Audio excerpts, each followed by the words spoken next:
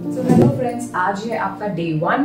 आज हम आपको सिखाएंगे कि हेयर साइंस किसे कहते हैं। देखिए, बहुत ही सिंपल है। अगर आपको हेयर कलर सीखना है तो ये बहुत इंपॉर्टेंट है कि आपको हेयर साइंस जरूर आना चाहिए। ये थोड़ा सा ऑब्वियसली आपको लगेगा कि ये साइंस कहाँ से हेयर में भी आ गया, लेकिन गाइज ये बहुत जरूरी है क्योंकि आपको स्कैल्प को समझने के लिए, हेयर को समझने के लिए आपको इसके पीछे से थोड़ा सा साइंस भी समझना जरूरी होगा। तो लेट्स गेट स्टार्टेड। आज है हमारा डे 1 और डे 1 में आज हम सीखेंगे अपना hair science for colour theory. Guys, मैं आपको बता दूं कि मैं आपको पूरा बेसिक टू एडवांस सिखाने वाली हूँ कलर थ्योरी से रिलेटेड।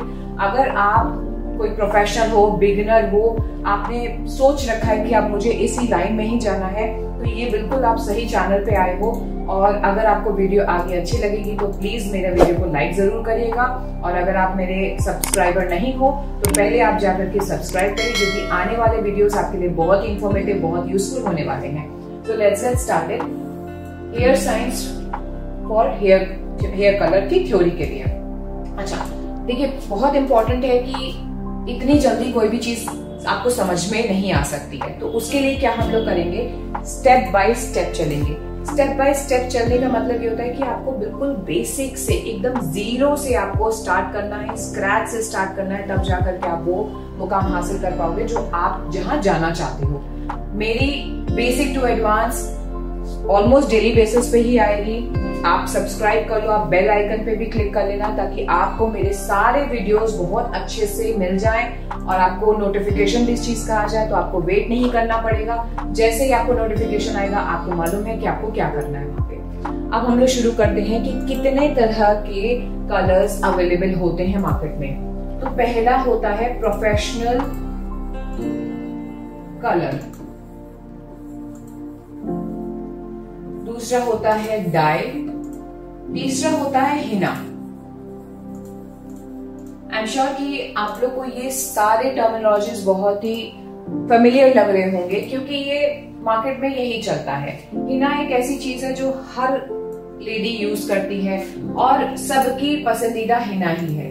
मैं आपको इसके सारे प्रोज एंड कॉन्स भी आगे वीडियो में बताऊंगी।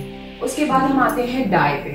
Again, dye is an option and it is a very affordable option, मैं ये कहूंगी, लेकिन इसके अपने भी प्रोज और कॉन्स होते हैं। ठीक है, तो ये यूज करना या ना करना ये ऑब्वियसली एक यूजर के ऊपर डिपेंड करता है। बट मेरे अकॉर्डिंग अगर आप सोचोगे कि अगर आप मुझसे पूछोगे कि क्या हमें ये यूज करना चाहिए, तो मेरा जवाब होगा एब्सोल्युटली नो, बिकॉज ये दोनों ऑप्शंस को बिल्कुल आपको नहीं करना है। इसकी वजह मैं आने वाले आगे वीडियो में आपको बताऊंगी। अब आता है प्रोफेशनल कलर। जैसे कि स्क्रीन पे आप देख सकते हो कि हमने प्रोफेशनल कलर किसे कहते हैं। ये कई तरह के ब्रांड्स में आते हैं, तो आप उनको जाकर के ले सकते हो। हर तरह की रेंजेस में आते हैं। अगेन, आप उसे अफोर्ड कर सकते हो। हाई रेंज से, मिड रेंज से, अफोर्डेबल रेंजेस में आ सकते हैं। मैं अगले किसी वीडियो में आपको डेफिनेटली बताऊंगी कि कौन सा कलर का क्या प्राइसिंग है और आप कैसे उसे यूज कर सकते हो। सो आगे देखते हैं कि किस तरीके से आप लोग को कलर यूज करना आता है। सो गाइज, आपको इतना मैंने बता दिया कि प्रोफेशनल कलर हम लोग कहाँ यूज करते हैं, सैलून्स में। और हिना हम लोग कहाँ यूज करते हैं और डाई कैसे यूज करते हैं, मोस्टली जो बहुत ही मीडियम सैलून्स होते हैं, या फिर आपको घर में इमरजेंसी में यूज करना है तो आप लोग वहां पे यूज करते हो। लेकिन ये हम लोग कभी भी सैलून में यूज नहीं करते हैं। ठीक है, तो सैलून में क्यों नहीं यूज करते हैं ये मैं आपको आने वाले वीडियो में आगे बताऊंगी। राइट, तो अब इस चीज को समझने के लिए कि हम लोग प्रोफेशनल कलर कैसे यूज करते हैं, तो इसको समझने के लिए हम लोग चलते हैं वापस अपने टॉपिक पे, जिसको कहते हैं हम लोग हेयर साइंस।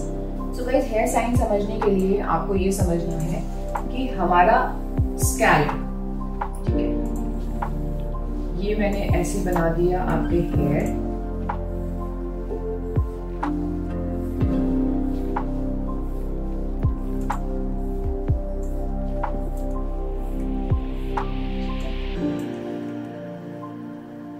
आपको मैंने थोड़ा सा रफली एक ऐसा डायग्राम बनाया है जिससे कि बहुत ही इजीली आपको समझ में आ सके। इसको हम लोग कहते हैं हेयर स्कैल्प और इसको हम कहते हैं हेयर शाफ्ट।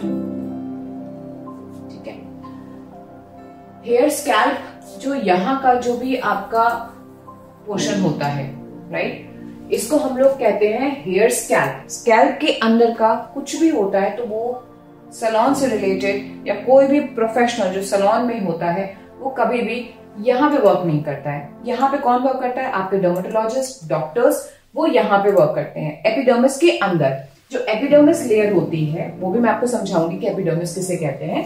जो एपिडर्मिस की बाहर की लेयर होती है उस पे हम लोग वर्क करते हैं, जिसे हम लोग कहते हैं हेयर शाफ्ट। मैं अभी आपको ड्रॉ करके बताऊंगी कि हेयर रूट और हेयर शाफ्ट हमारी कहाँ पे होते हैं। तो मेरी ड्राइंग तो बहुत अच्छी नहीं है, इसको प्लीज आप स्किप कर दीजिएगा, बट मैं आपको समझाने की पूरी अच्छे से कोशिश करूंगी।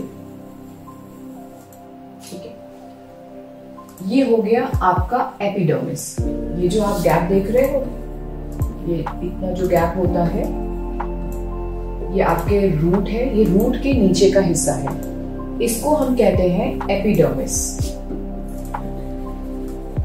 Epidermis layer. और ये जितना भी नीचे का हिस्सा आप देख रहे हो, ये जितना नीचे का हिस्सा देख रहे हो, इसे हम कहते हैं डर्मिस, डर्मिस लेयर। जैसे आप देखते होंगे कि आपको डैंड्रफ दिखता है, तो वो कौन सी लेयर में होता है? वो होता है हमारा एपिडर्मिस में। हमें जो काम करना होता है वो पूरा का पूरा हम एपिडर्मिस में ही काम करते हैं। आप यहाँ पे देख सकते हो कि इसे हम लोग कहते हैं हेयर रूट। मैंने आपको इससे पहले भी बताया कि इसे हेयर रूट कहते हैं। और जैसे कि ये आप समझ लो कि हमारे हेयर हैं, इसे हम कहेंगे हेयर शाफ्ट।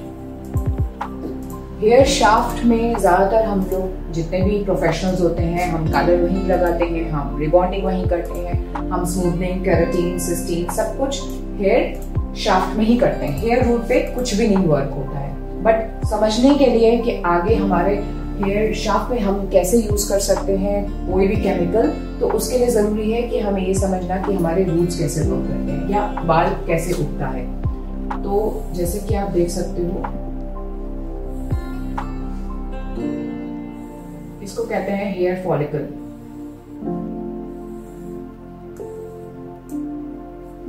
ठीक है, हेयर फॉलिकल एक तरीके से आप ये समझ लो, हेयर फॉलिकल किसे कहते हैं? हेयर फॉलिकल होता है, जैसे कि हेयर फॉलिकल कहीं पे भी होगा तो आप ये समझ लो कि ग्रोथ होगी बाल की वहां पे। जैसे आप आईब्रोज पे देख रहे हो, अपर लिप पे देख रहे हो, हैंड्स पे देख रहे हो, तो वहां पे हेयर फॉलिकल है।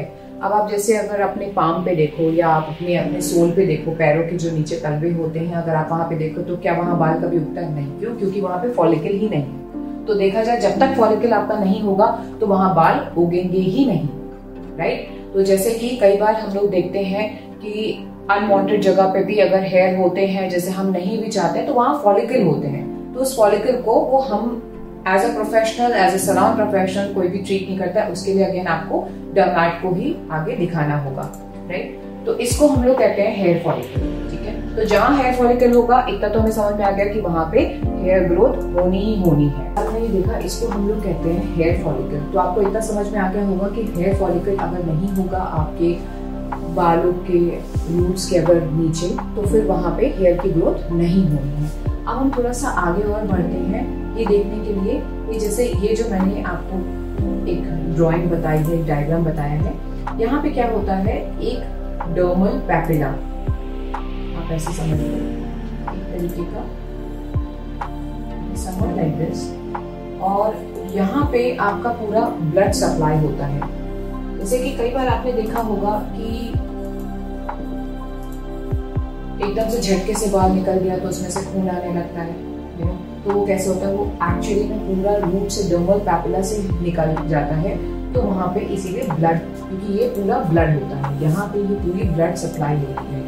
अब जो भी हम लोग खाना खाते हैं इंटरनली, जैसे कई बार हम लोग डॉक्टर्स के पास भी जाते हैं तो बोलते हैं कि नहीं हमारा ग्रोथ अच्छा नहीं है, हमारे बाल ज्यादा झड़ रहे हैं। तो वो क्यों होता है? उसकी वजह होती है क्योंकि आप प्रॉपर न्यूट्रिशन नहीं ले रहे हो। तो न्यूट्रिशन कहाँ जाता है? वो जाता है डर्मल पैपिला में। ठीक है, तो ये बहुत इंपॉर्टेंट है, क्योंकि पूरा आपका जो ग्रोथ होता है, जिनको भी हेयर का प्रॉब्लम होता है, कोई भी इश्यूज होते हैं, तो ऑब्वियसली सबसे ज्यादा जरूरी होता है कि आपका डर्मल पैपिला बहुत हेल्दी होना चाहिए, क्योंकि जितना भी यहाँ पे ये ब्लड होगा तो ये आगे जो है अपना सप्लाई करेगा हेयर बल्ब में, इसको कहते हैं हेयर बल्ब। ठीक है, हेयर बल्ब को ये जब सारे न्यूट्रिशंस और सारा जितना भी विटामिन है, जितना प्रोटीन है, जब ये आगे शेयर करता है, उसी से ही हमारी ग्रोथ उतनी ही ज्यादा अच्छी होती है। तो हेयर बल्ब के पास में कहाँ से आपका न्यूट्रिशन आता है? आपका आता है डर्मल पैपिला से। ठीक है, ऑलराइट। तो अभी तक के हमने क्या पढ़ा, मैं आपको फिर से रिपीट करती हूँ। हमने पढ़ा कि जब तक आपका फॉलिकल नहीं होगा तब तक आपका हेयर नहीं होगा, क्योंकि हेयर तभी होता है जब आपके पास में फॉलिकल होगा। हेयर फॉलिकल के सबसे नीचे वाले पोर्शन में होता है आपका डर्मल पैपिला, जहां पे ब्लड सप्लाई होती है। उसमें जितना भी आप खान पान करते हो उसका न्यूट्रिशन उस ब्लड में जाता है, और जब उस ब्लड में जाता है तो वो आगे कहाँ थ्रो करता है? हेयर बल्ब को, जिसकी मदद से ये एक बहुत ही हेल्दी हेयर की ग्रोथ होती है। और जब ये हेयर ग्रो करता है तो इसको हम लोग यहाँ पे कहते हैं हेयर शाफ्ट। और हमारा जो पूरा का पूरा काम आगे होने वाला है वो है पूरा का पूरा हेयर शाफ्ट पे काम होने वाला है, राइट। तो आपने देखा कि हेयर फॉलिकल किसे कहते हैं, हेयर बल्ब किसे कहते हैं, डर्मल पैपिला किसे। तो जब तक आपका हेयर फॉलिकल नहीं होगा तब तक आपका वहां पे हेयर नहीं होगा, ये तो हमें सबको पता चल गया है। अब हम एक दो बहुत ही इम्पोर्टेंट ग्लैंड्स के बारे में बात करेंगे। ये डर्मस लेयर को मैं यहाँ पे रख कर दे रही हूँ। हमारे फॉलिकल से ही अटैच होता है एक बहुत ही इम्पोर्टेंट ग्लैंड, इसको हम लोग कहते हैं सेबेशियस ग्लैंड।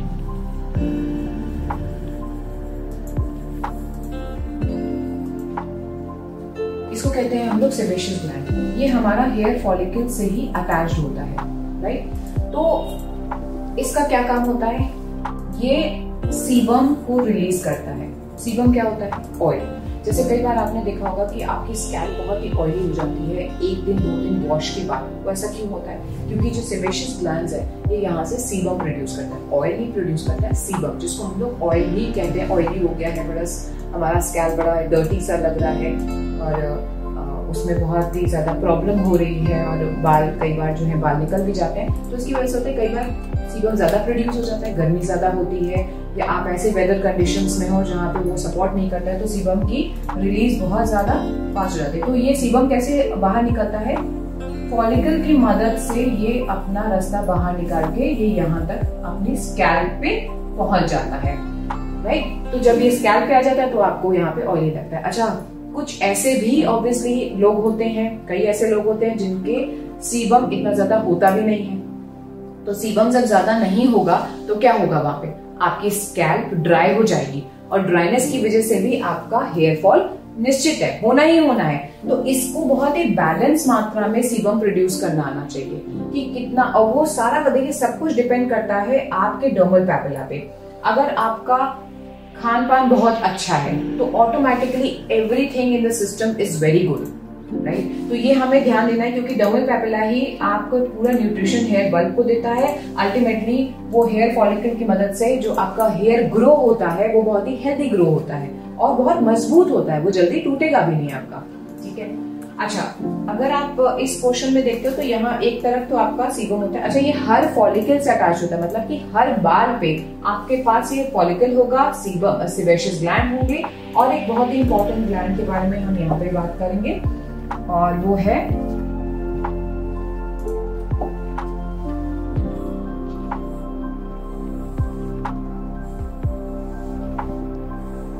ये ग्लैंड। एक ऐसा ग्लैंड है जो आपके हेयर फॉलिकल से तो अटैच है ही है, ठीक है ना। ये हेयर फॉलिकल से आपके अटैच है ही है,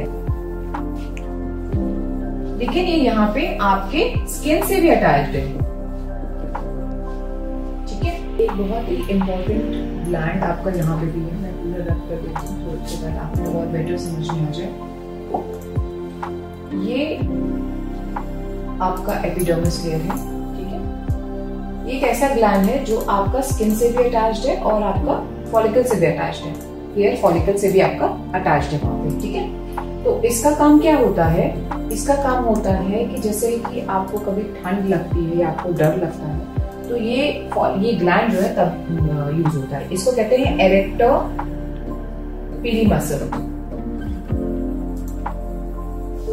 ठीक है, एरेक्टर पीली मसल्स का काम यही होता है कि जैसे मान लीजिए कि बहुत ही ठंड का टाइम है और ऑब्वियसली आप नहीं चाहोगे कि आप बीमार पड़ जाओ, तो इसका काम ये होता है जब भी आप जैसे बहुत ज्यादा विंटर कंडीशंस होती है, वेदर कंडीशंस थोड़ी सी आपके बॉडी के हिसाब से नहीं होती है, तो एरेक्टर मसल्स क्या करता है कि फॉलिकल को अपनी तरफ खींचता है। जैसे ही फॉलिकल को अपनी तरफ ही खींचेगा, वैसे ही यहाँ पे जो आपके पोर्स होते हैं, छोटे छोटे पोर्स होते हैं, हो जाएंगे, वो हो जाते हैं, श्रिंक कर जाते हैं, वो श्रिंक कर जाते हैं, सिकुड़ जाते हैं, बंद हो जाते हैं, ताकि ठंड आपकी स्किन की जो रूट है उससे अंदर आकर के आपके फॉलिकल के अंदर ना जाए और चीजों को डैमेज ना करे। उसके लिए ये ग्लैंड होता है।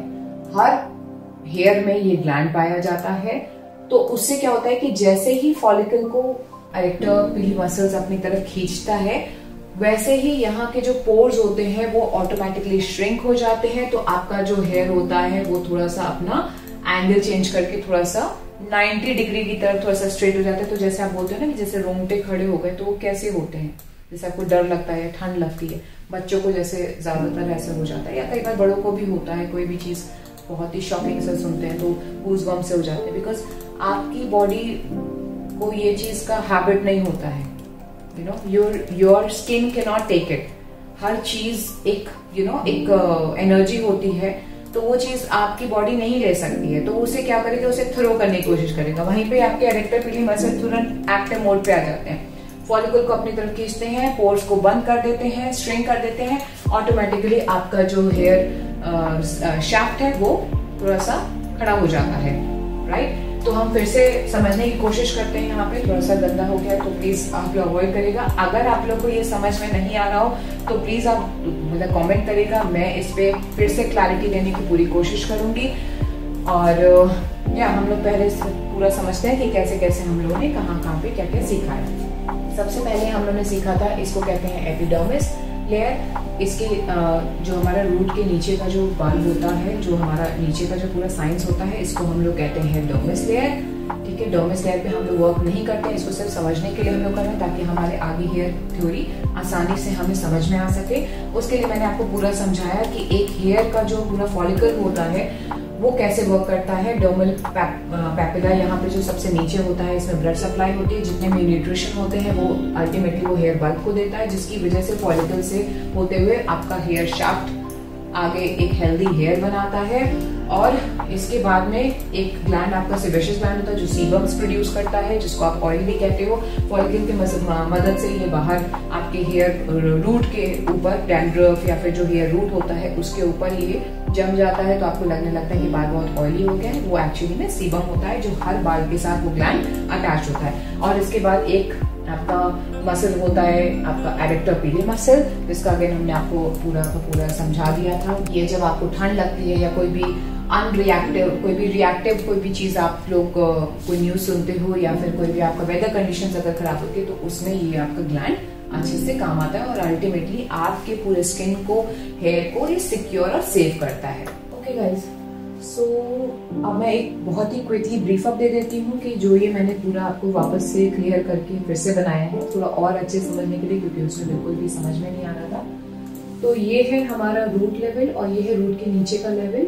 ठीक है, ये जो आपके यहाँ बाल आपने इससे पहले वाले ड्राइंग में देखा था, तो इसको हम लोग कहते हैं हेयर शाफ्ट, जिसमें हमें आगे काम करना है। और इसके नीचे का एरिया को हम लोग क्या कहते हैं, हेयर रूट। ठीक है, इसको जो ऊपर जो हम लोग लेयर देखते हैं डैंड्रफ वाली, उसको हम लोग एपिडर्मिस कहते हैं, और उसके नीचे की जो लेयर को कहते हैं, रूट वाली लेयर को कहते हैं वो dermis layer according to the science language. फिर एक होता है हेयर फॉलिकल। फॉलिकल जो आपका होगा उसमें आपका डर्मल पैपिला होगा सबसे नीचे में, इसमें हेयर आपका ब्लड सप्लाई होती है। ब्लड सप्लाई में आपके न्यूट्रिशन होते हैं, जो भी आप खाना खाते हो, जो भी अच्छा प्रोटीन, अच्छा डाइट आप फॉलो करते हो, तो वो सब कुछ यहाँ पे न्यूट्रिशन वहाँ पे स्टोर हो जाता है हर एक सिंगल स्ट्रैंड, हर एक सिंगल बाल के लिए। वो अल्टीमेटली आपको हेयर बल्ब को देता है। हेयर बल्ब आपके फॉलिकल से होते हुए एक अच्छा खूबसूरत ब्यूटीफुल सा हेयर को ग्रो करता है। ठीक है, और उसके बाद हमारे पास एक इम्पॉर्टेंट ग्लैंड आता है, सेबेशियस ग्लैंड, जो आपके सीबम्स को प्रोड्यूस करता है। और यहाँ पे एक एरेक्टर पीली मसल का ग्लैंड होता है, वो आपके रूट को बहुत ही सेव करेगा। जैसे अगर टेम्परेचर आपको बहुत ज़्यादा ही हाई टेम्परेचर है, लो टेम्परेचर है, तो उसको वो सिक्योर करता है ताकि आपके बालों को डैमेज ना हो सके टेम्परेचर की वजह से। अब हम लोग आगे चलते हैं इम्पॉर्टेंट टॉपिक के ऊपर, जो हमारा मेन मुद्दा है कलर। कलर कहाँ होता है? कलर होता है हेयर बल्ब में। हेयर बल्ब में क्या होता है? मैट्रिक्स।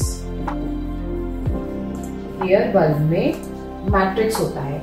मैट्रिक्स में क्या होता है? मेलानोसाइट्स।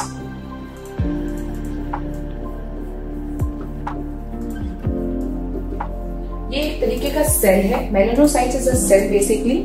मेलानोसाइट्स क्या करता है? मेलानोसाइट्स बेसिकली मेलानिन प्रोड्यूस करता है। ओके, यहाँ आपको ज्यादा बेटर समझ में आएगा। तो आपने देखा कि हेयर बल्ब में मैट्रिक्स होता है, और मैट्रिक्स के अंदर क्या होता है? Melanocyte cells. ये एक तरीके का समझ लीजिए कि कलर बनाने वाली फैक्ट्री है। जैसे आप कई लोगों को देखते हो कि वेस्टर्न के हेयर बहुत ही ज्यादा ब्लॉन्ड की तरफ होते हैं, येलो ज्यादा होते हैं, और इंडियन और एशियन हेयर आपका जो होता है वो ज्यादातर आपका जो है डार्कर टोन होता है। वो कैसे होता है वो मैं आपको अब समझाऊंगी। यहाँ पे मेलानोसाइट सेल्स क्या प्रोड्यूस करते हैं? मेलानिन। मेलानिन भी दो प्रकार के होते हैं, एक होता है यूमेलानिन,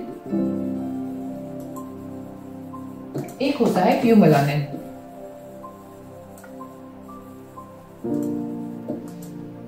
अच्छा, आपको ये बहुत ज्यादा इंपॉर्टेंट है जानना कि हमारे जो कलर्स होते हैं red, green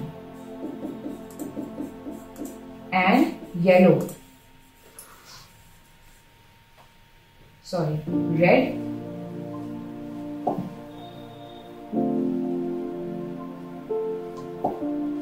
red, blue and yellow, ये तीनों को हम लोग प्राइमरी कलर्स भी बोलते हैं। ठीक है, इसके बारे में हम नेक्स्ट वीडियो में पूरे अच्छे से डिटेल में बात करेंगे, लेकिन मैं आपको थोड़ा सा यहाँ पे जस्ट बता दे रही हूँ, ये कलर्स कोई नहीं बनाता है, ये कलर्स हमें खुद मिले हैं। ये किसी ह्यूमन का आविष्कार नहीं है, ये हमें ऑटोमेटिकली हमारे ही आसपास प्रकृति से, आसमान से और समंदर से ये नेचुरल तरीके से मिले हैं। वो है रेड, ब्लू और येलो। चाहे आपका स्किन हो, चाहे आपका हेयर हो, ये हमेशा हर जगह पाया ही जाता है। इसके बाद जितने भी कलर्स हैं वो सब इन्हीं से ही बनाए गए हैं। ठीक है, उसके बारे में हम बाद में डिस्कस करेंगे। पहले हम लोग ये डिस्कस करते हैं कि मेलानिन जो है उसमें कौन से कलर्स प्रोड्यूस होते हैं। वो होते हैं ये सारे कलर्स प्रोड्यूस, रेड, ब्लू और येलो। तो आपने देखा होगा कि जैसे यूमेलानिन, मैंने दोनों आपको लिख दिए कि मेलानिन कितने प्रकार के होते हैं, यूमेलानिन एंड प्यूमेलानिन। यूमेलानिन में आप ज्यादातर रेड और ब्लू देखोगे। रेड और ब्लू कलर ज्यादातर यूमेलानिन में पाए जाते हैं। उसी तरह से प्यूमेलानिन में येलो और रेड इसमें पाए जाते हैं। ओके, अब यूमेलानिन, प्यूमेलानिन डिफिकल्ट टर्म्स है, समझने में थोड़ा सा डिफिकल्ट हो रहा है, लेकिन ये बहुत जरूरी है कि ये कहाँ पाए जाते हैं, ये क्या होता है। तो यूमेलानिन बेसिकली आपके एशियन हेयर में पाए जाते हैं, डार्कर हेयर में पाए जाते हैं। जब बाल आपने देखा होगा बहुत ज्यादा ब्लैक है, बहुत डार्क ब्राउन है, डार्क हेयर जितने होते हैं, जो एशियंस के हेयर होते हैं, Indians, Pakistani, Chinese, Japanese, African, ये जितने भी आपको बाल दिखते हैं या जितने भी यहाँ पे लोग रहते हैं, इनमें ज्यादातर यूमेलानिन पाया जाता है। और प्यूमेलानिन उन बालों में पाया जाता है जो ज्यादातर वेस्टर्न और बहुत ही ज्यादा ठंडी जगहों पे, जैसे कैनेडियन हो गए, यूएस में हो गए, तो वहां पे ज्यादातर आपको प्यूमेलानिन पाए जाते हैं, क्योंकि उसमें आपके जो पिगमेंट्स होते हैं वो होता है येलो और रेड से। रेड की मात्रा बहुत कम होगी, येलो की थोड़ी ज्यादा होती है, इसीलिए बाल बड़े हल्के लगते हैं, ब्लॉन्ड में लगते हैं। यहाँ पे क्या होता है कि रेड भी बहुत डार्क है और ब्लू भी अपने आप में बहुत डार्क है, इसलिए हमारा जो कलर का जो रंग होता है, जो हमारा हेयर का जो कलर होता है वो बहुत ज्यादा डार्क होता है। ठीक है, एशियन हेयर्स में ज्यादातर हम लोग यूमेलानिन ही पाया जाता है। ठीक है, तो अभी मैं पूरी तरीके से फिर से आपको समझाने की कोशिश करती हूँ। वापस से हम लोग चले जाते हैं अपनी प्रीवियस स्लाइड में। तो हेयर बल्ब में आपको मैट्रिक्स मिलता है। मैट्रिक्स में मेलानोसाइट्स एक पिगमेंट बनाने की, कलर बनाने की फैक्ट्री मेलानोसाइट सेल्स से ही आती है। उसके बाद मेलानोसाइट्स अगर आपके बहुत एक्टिव हैं और बहुत ज्यादा अच्छे से पिगमेंट्स प्रोड्यूस कर रहे हैं तो उसको हम लोग कहते हैं मेलानिन। और किस तरीके के पिगमेंट्स होते हैं, यूमेलानिन या फ्यूमेलानिन, ये आपको देखते ही समझ में आ जाएगा। अभी तक ये मेरा वीडियो समझ में आया हो तो आप प्लीज लाइक करना और सब्सक्राइब करना प्लीज मत भूलिएगा। अगर आपको कोई चीज नहीं भी समझ में आई हो तो आप मुझे कमेंट करके पूछ सकते हो। मैं डेफिनेटली आपके हर कमेंट को बहुत सीरियसली पढ़ूंगी और उसका जवाब भी दूंगी। और आप बेल आइकन को डेफिनेटली क्लिक करना मत भूलिएगा, क्योंकि उससे आपको ऑटोमेटिकली नोटिफिकेशन आ जाएगा, तो आपको वेट नहीं करना पड़ेगा। कहीं पे भी रहोगे तो वो आपके लिए बहुत ही यूजफुल हो जाएगा। Coming back to our topic, तो जैसे कि आपने देखा कि हमारे कलर जो पिगमेंट्स होते हैं वो कहाँ पे होते हैं, तो मैंने आपको ये बताया कि हमारा जो कलर होता है वो आपके फॉलिकल के सबसे लोएस्ट पार्ट में होता है, उसको कहते हैं हेयर बल्ब, और यहाँ पे ही हमारे मेलानोसाइट्स होते हैं। तो जैसे कि गाइस आपने देखा होगा कि बाल कई बार लोगों के सफेद हो जाते हैं, तो वो क्यों होते हैं? वो सफेद इसलिए होते हैं क्योंकि आपकी जो मेलानोसाइट्स होती है वो काम करना बंद कर देती है। मतलब कि एक तरीके से जो पिगमेंट बनाने वाली फैक्ट्री है, कलर बनाने वाली फैक्ट्री है, वो पूरी तरह से बंद हो जाती है। तो इसलिए जब पिगमेंट्स ही नहीं होंगे, जब ये कोई कलर ही नहीं होगा, तो आपका बाल कैसे दिखेगा? ऑब्वियसली व्हाइट, क्योंकि उसी को हम लोग ग्रे हेयर कहते हैं, क्योंकि अल्टीमेटली पिगमेंट्स खत्म हो जाते हैं। मेलानोसाइट्स के जो सेल्स होते हैं वो मर जाते हैं, डैमेज हो जाते हैं। किसी भी उसकी वजह बहुत सारी हो सकती है। तो गाइज आपने देखा होगा इस पूरे वीडियो में मैंने आपको पूरा हेयर रूट के बारे में बहुत अच्छे से समझाया है। बहुत अच्छे से मैंने आपको पूरी कोशिश की है कि हेयर रूट के बारे में आपको जितनी जानकारी हो वो डेफिनेटली होनी चाहिए। और अगले वीडियो में हम बात करेंगे हेयर शाफ्ट के ऊपर, उसके बाद कलर हेयर थ्योरी, और उसके बाद बहुत सारे और ऐसे टॉपिक्स आपके पास आने वाले हैं जिससे कि आपके लिए बहुत यूजफुल होगा कि आप आराम से हेयर कलर कर सको। चाहे आप अपने घर में हो या आप किसी सैलून में हो, आप उतना काम आराम से कर सकोगे जितना आपके लिए जरूरत होगा। So thank you guys, and I hope कि आपको मेरा वीडियो बहुत अच्छा लगा हो। और अगेन अगर अच्छा लगा है तो प्लीज आप लाइक कर सकते हो। आपके लाइक से मुझे डेफिनेटली मोटिवेशन मिलेगा, और इसको शेयर भी कर सकते हो। और अच्छा, आपको अगर ये वीडियो अगर वाकई में बहुत पसंद आई और अगर आपके लिए जरा भी इंफॉर्मेटिव होगी तो आप इसको सेव भी कर सकते हो for the future references. Thank you so much.